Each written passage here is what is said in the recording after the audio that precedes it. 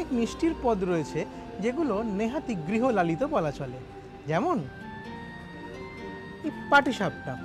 এখন অনেকেই এ ধরনের মিষ্টি খেতে রেস্তোরাঁয় যান, সেই কারণে রেস্তোরাঁয় বিভিন্ন ধরনের স্বাদের পাটিসাপটাও তৈরি হচ্ছে। আর এই আমের সময় অবশ্যই থাকছে আমের পাটিসাপটা। কিছুদিন ধরেই জনপ্রিয় হচ্ছিল বিভিন্ন ধরনের পাটিসাপটা, মাছের পাটিসাপটা, চিংড়ির পাটিসাপটা, এসব তো জনপ্রিয় হয়েইছে। এবার আমন্ত্রণের জন্য বিশেষভাবে তৈরি হচ্ছে ম্যাঙ্গো পাটিসাপটা। আরও বেশ কিছু ধরনের পিঠে তৈরি হচ্ছে যা আমের স্বাদে জারিত। আম দিয়ে আমাদের আম নলেন গুড়ের পাটিসাপটা তো আছেই, তা বাদে আম মাছের পাটিসাপটা, তারপরে আম আইসক্রিম দিয়ে গোকুল আমেজ, তারপরে চিংড়ি মাছ দিয়ে আম সস দিয়ে একটা পাটিসাপটা হচ্ছে। এই ধরনের নানান রকমের আমের আইটেম হচ্ছে, এবং এই যে আইটেমগুলো তার মধ্যে পাকা আম এবং কাঁচা আম সব কিছুই রয়েছে।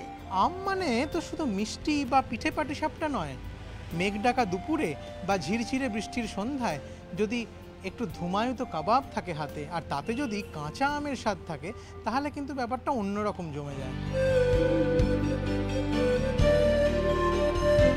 আম নিয়ে এখন হরেক পরীক্ষা নিরীক্ষা চলছে।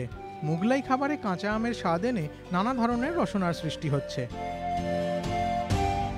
মেজরলি খাবারটা হচ্ছে মুগলাই খাবার, তো আমরা চেষ্টা করব ম্যাঙ্গো ফ্লেভার্ড কাবাব রাখার, ম্যাঙ্গো ফ্লেভার্ড কাবাব বিভিন্ন রকমের রাখার চেষ্টা করব, এবং আমাদের বিরিয়ানিও থাকবে।